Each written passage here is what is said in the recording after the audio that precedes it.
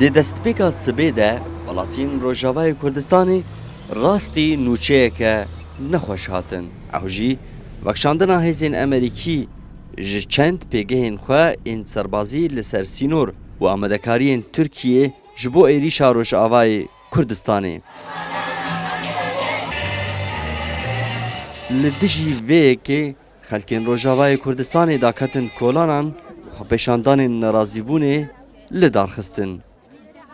ام شرمزارکردنی جیش بو ترکیه امریکا ام شرمزارکردنی ددنوانه کیش برکو اردوغان تهدیدات دی ل امریکا جی انسحابات هنو بکشاندن که بکشاندن دکشینه ام بهبینه کو حمود دنیا الممازنه نتنه گلک تنه مثلا باشور کردستان الممازنه بلا دنیا دولت حمو البدر مازن قال كرد قال عرب قال سوريان حمو كامزن ام باكن ام بيجن حمو رابن سربيا نامه کمینی دیجی هيا اسوازم بگهینم دریا کانال اورم از بان همی هز کردی دکم بان همی پارتین کردی دکم هر وست آوا یک به دست خواب بدن دست هفدو جبر ایرو افغفن ترکیه نصر روجاوای کردستان تنینا ایرو هگر روجاوای کردستان جوان هزن تروریست را جوان هزن فاشیست را تاشته بن وين بارتيين ما يدينجي باش ما يديجي كردستان فراوين بن جبر فيكي امبان همي قال خدكن يك دس بن يك هلوس بن سياسه دين ملكي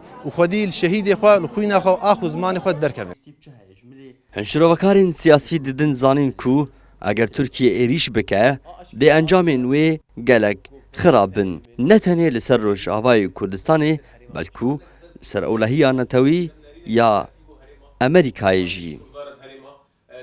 Avro dema vekşandina hêza Amerîkî ji wê ew ji wê navçeyê pêwîst e peyde berzefê bide.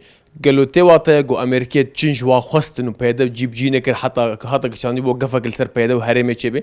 An gorêkeftinek neqeba Amerîka û Tirka heye ku Tirkî derbasî herêmê bê dûrî ew rêkeftina ku peyde behs kir got ez çavdêrim ser. Ew matirsiya meselin ser herêmê çê dibe heger valabûnek çêbê koçberiyek alê herêma Kurdistanê de çêbî veya matirsiyek servil û ser herêma Kurdistanê çêdibê.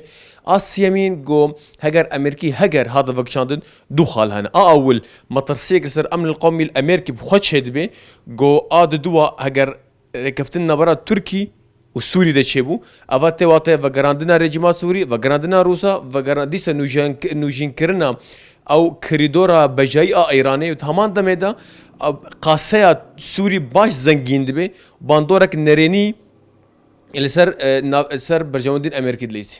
Amerîka ragihandiye ku dê ji 100 ta bi 150 şervanên xwe ji navçeya sînorî di navbera Rojava û Bakurê Kurdistanê de vekşîne. Ev yek jî hata ragihandin piştî ku du baragehên serbazî ên Amerîkî li ser sînorê di navbera Rojava û Bakurê Kurdistanê de li navçeya Serêkaniyê û Girê Spî hatin vala kirin. Li heman devera destnîşankirî ya ku Tirkiye dixwaze li wir operasyona xwe ya serbazî encam bide. Her divê derbarê de jî hêzên Sûriya Demokrat diriya daxuyaniyeke fermî re vekşandina hêzên Amerîkî bi helwesteke neberpirsiyarane wasif kir û got ku ew ê bi hemî karînên xwe berevaniyê di ber maf û hebûna xwe de bikin. Candar Şernexî Kurdistan TV Tirabespiyê.